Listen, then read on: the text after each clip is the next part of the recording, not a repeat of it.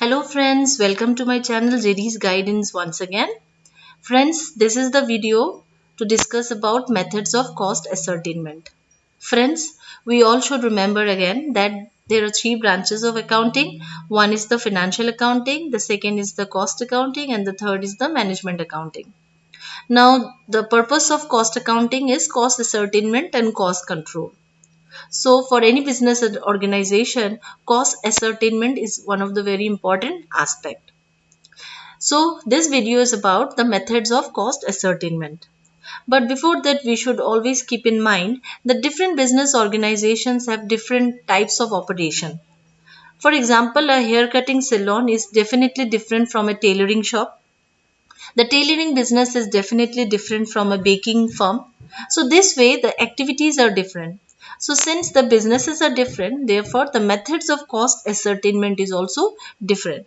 So we will see this again in a greater details in the subsequent slides. So let's get started.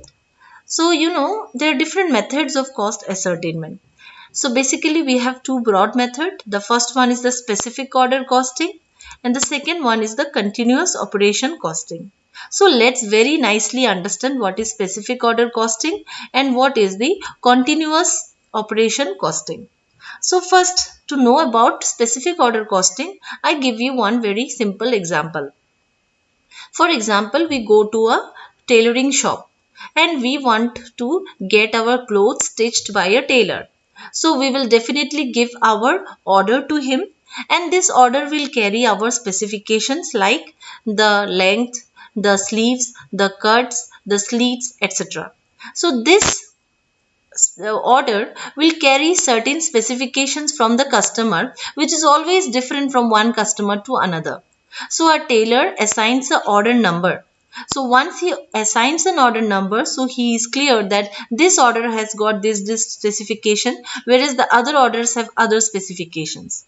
So what I want to say is that each order is special, each order is unique, each order is different. So a tailor has to do his work or do the stitching in response to the specifications as given by the customer. So this type of business where each order or the work is done in response to the specifications from the customer, there the type of cost ascertainment that we follow is known as specific order costing. I give you another example. Suppose we go to a baking shop and we tell the baker to bake a cake for us. So we give our own specifications like what would be the weight, what should be the flavor, what should be the ingredients, how should be the design. So each orders are different. Some will have different flavor, some will have different color, so different design, different weight. So this way the orders are different and the baker has to bake the cake in response to the specifications as given by the customer. So what I want to tell you is that this type of business where the work is done in response to the customer specification, there the type of method of cost ascertainment that we do is known as specific order costing. So now very quickly see the definition of specific order costing. So the category of basic costing methods applicable where the work consists of separate contracts, jobs or batches, each of which is authorized by a special order or contract. This is the definition as given by CIMA, Chartered Institute of Management Accounting. Once you have understood what is specific order costing, so let's proceed to the next one, that is continuous operation costing. So it is just the different or just the opposite of specific order. Here the work is not done in response to the orders which are different from one another. Rather, here the work is done on a continuous or repetitive basis. Here, suppose I am going to produce shoes. All the shoes will be same.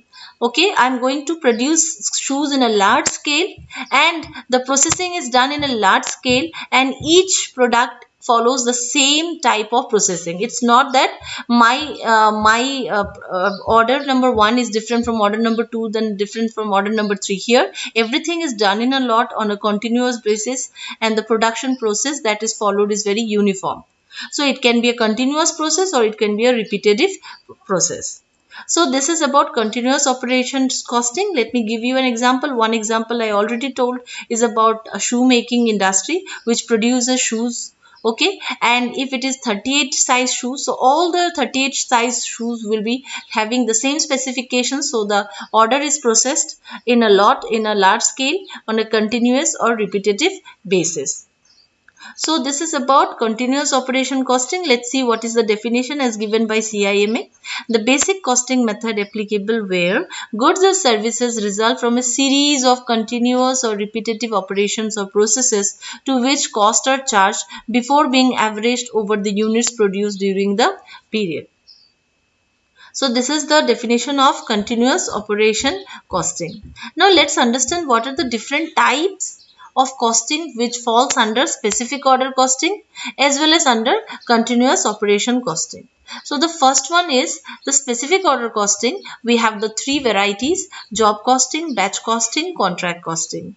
Whereas under continuous order costing, we have process costing, byproduct costing, joint product costing, unit costing, composite costing, and service costing.